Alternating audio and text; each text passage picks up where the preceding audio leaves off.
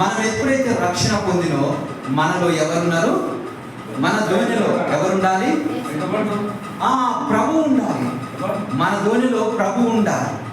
మనం ఎప్పుడైతే రక్షణ పొందినో సాయంకాలము దేనికి సాదృశ్యము?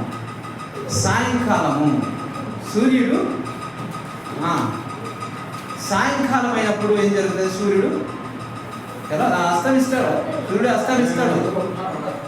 చీకటి రాబోతుంది, సూర్యుడు అస్తమిస్తాడు, చీకటి రాబోతుంది. అప్పుడు మనం ఏం చేయాలి? మనలో ఉన్నటువంటి ఆత్మ, మనలో ఉన్నటువంటి దీపము, మనలో దేవుడు పెట్టినటువంటి ఆత్మ, నరుని ఆత్మ యెహోవా పెట్టిన దీపము ఆరిపోక మునుపే మనం ఏం చేయాలి? యేసుక్రీస్తు ప్రభువారిని మన ధోనిలోకి, మన దేహంలోకి, మన ఇంటిలోకి, ఒంటిలోకి ఆయనను మనము చేర్చుకోవాలి. హల్లెలూయా! ఏం చేర్చుకోవాలి? యేసుక్రీస్తు ప్రభువారిని చీకటి రాక మునిపే, మనం మరణించక మునిపే. మరణిస్తే దేహం అంతా చీకటి అయిపోతుంది. అర్థమవుతుందా?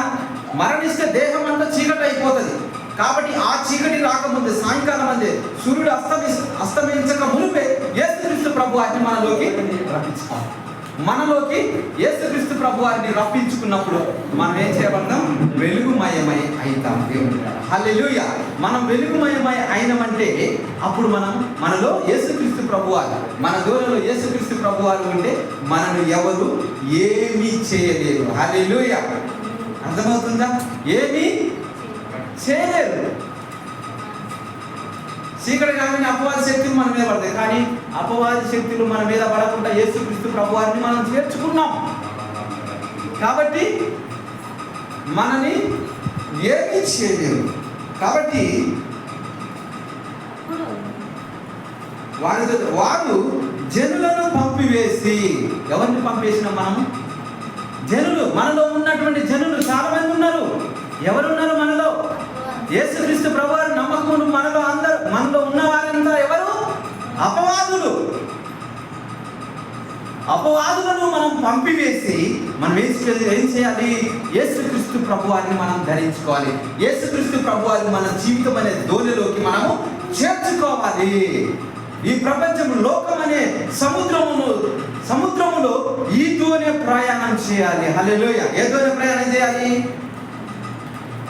మనము ధోనే. మనం ఎవరము?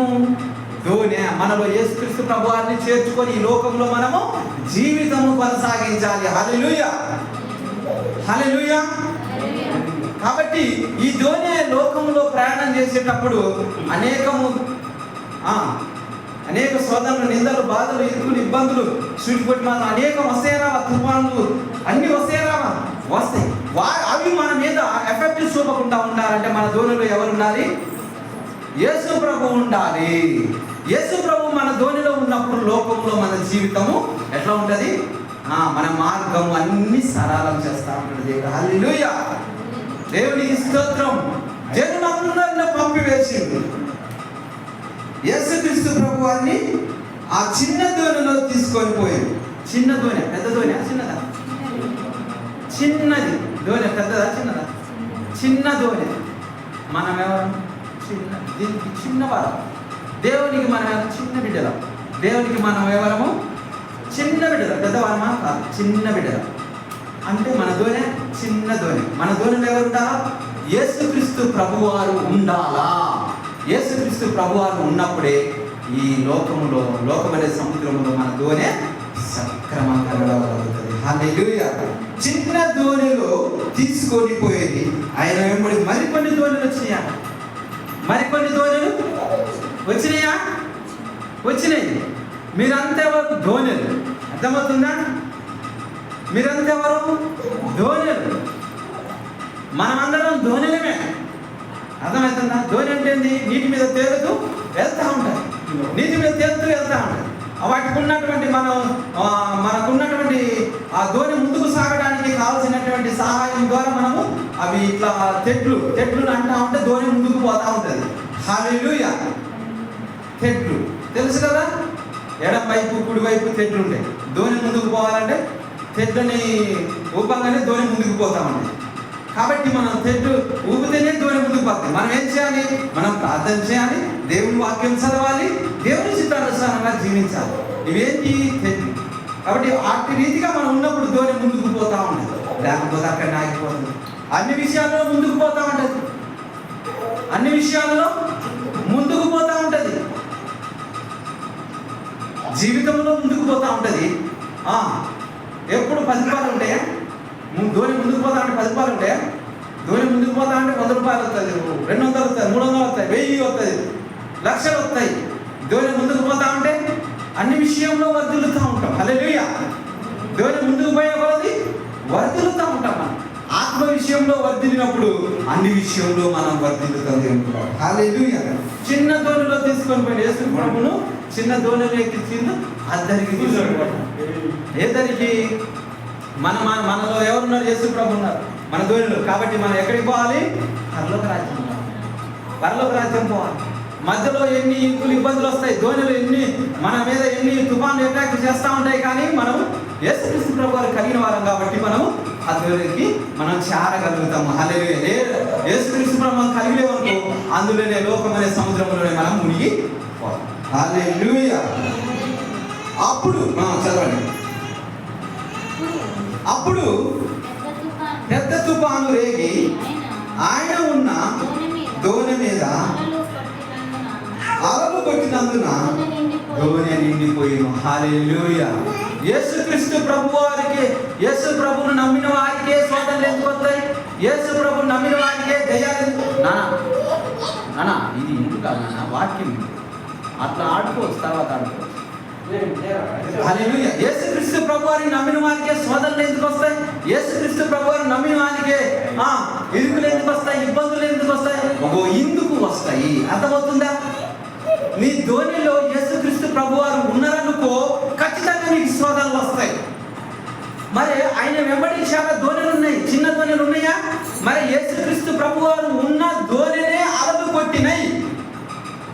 మీకు అర్థమవుతుందా? దేవుని నమ్మిన వారికే అలలు కొడతాయి, దేవుని నమ్మిన వారికే శోధనలు వస్తాయి, నిందలు వస్తాయి, ఇరుకులు వస్తాయి, ఇబ్బందులు వస్తాయి. ఒక్కొక్కసారి అయితే ఏముండదు కూడా, అలాంటి జీవితం కూడా ఉంటుంది దేవుని నమ్మిన వారికి. మరి దేవుని నమ్మిన వారికి దెయ్యాలు ఎందుకు పడతాయి? శోధనలు ఎందుకు వస్తాయి? వాళ్ళకి తెలవక వారు మాట్లాడుతూ ఉంటారు, తెలవక వారు మాట్లాడుతూ ఉంటారు. కాబట్టి వారి నిమిత్తం మనం ప్రార్థన మాత్రమే చేయాలి. హల్లెలూయా. కాబట్టి యేసుక్రీస్తు ప్రభు వారు ఉన్న ధోనికే అలలు కొట్టింది. మరి మన ధోనిని ఈ లోకంలో ప్రయాణం చేస్తున్నప్పుడు మనకే శోధనలు వస్తాయి. గుర్తుపెట్టుకుని దేవుని మనకే శోధనలు వస్తాయి, ఇరుకులు వస్తాయి, ఇబ్బందులు వస్తాయి. మన ధోనిలో ఎవరు ఉన్నారు? యేసు ప్రభు ఉన్నారు. మనం ఈ లోకం అనే సముద్రంలో మన ధోని ప్రయాణం చేస్తుంది. మన ధోనిలో ఎవరున్నారు? యేసు ప్రభు ఉన్నారు. మిగతా ధోనిలంతా ఉన్నాయి, కానీ వాటి మీద అలలు పట్టలేదు, తుఫాను పడలేదు. వాటి వెంబడి చాలా ధోనిలు వచ్చిన యేసుక్రీస్తు ప్రభు వారు ఉన్న ధోనిలోనే అలలు కొట్టినాయి, మునిగిపోసాయి. అలల చేత నిండింది. అలల చేత ఏం చేయబడ్డది? నిండింది. అది మనం కూడా ఈ లోక సంబంధమైన సమస్యల చేత మనం ఏం చేయబడతా ఉంటాం? అప్పుడప్పుడు నింపబడతా ఉంటాం. లోక సంబంధమైన ఇరుకుల చేత, ఇబ్బందుల చేత, సమస్యల చేత మనం ఏం చేయబడతాం? మన ధోని అంతా నిండిపోతాం. నిండిపోయి దేవునికి దూరస్తులుగా అవుతామేమో అన్న పరిశీలన వస్తుంది. అప్పుడు ఆలోచన వస్తుంది. అప్పుడు దేవుని దగ్గరికి పోతే ఊగ శోధన, ఊగ నిందలు. కానీ దేవుడు అద్దరికి చేర్చేవాడు. దేవుడు ఖచ్చితంగా నీకు శోధనలు వచ్చినా, ఇరుకులు వచ్చినా, ఇబ్బందులు వచ్చినా నీకు మరణం మాత్రము రాదు. హల్లెలూయా. నీకు మరణం మాత్రం రాదు. ఈ రాకపోతే రేపైనా దేవుడు తల ఎత్తుకొని కొండ మీద ఉన్నట్టు పట్టణం మరుగై ఉండలేదు అన్న రీతిగా మనలను మరుగై ఉంచాడు. అందరికీ కనపడే స్థితిలో చేరుస్తాడు దేవుడు. దేవుని స్తోత్రం. హల్లెలూయా. అలాంటి జీవితం మనకిస్తాడు దేవుడు, అందరికీ చేర్చుతాడు దేవుడు. హల్లెలూయా. కాబట్టి యేసుక్రీస్తు ప్రభు వారు ఉన్న ధోనిలోనే అలలు కొట్టినాయి. కాబట్టి మనం నమ్మినాం. కాబట్టి దేవుడిని నమ్మినప్పుడు నమ్మిన వారి మీదనే అలలు కొడుతూ ఉంటాయి. దేవుడిని నమ్మిన వారి మీదనే శోధనలు వస్తూ ఉంటాయి, నిందలు వస్తూ ఉంటాయి. అర్థమవుతుందా? కాబట్టి దేవుని వాక్యము నీ జీవం కలది. ఈ దేవుని వాక్యం మనకు చాలా అవసరమైంది. ఈ దేవుని వాక్యం ద్వారా మనం అందరికీ చేరగలుగుతాం. హల్లెలూయా.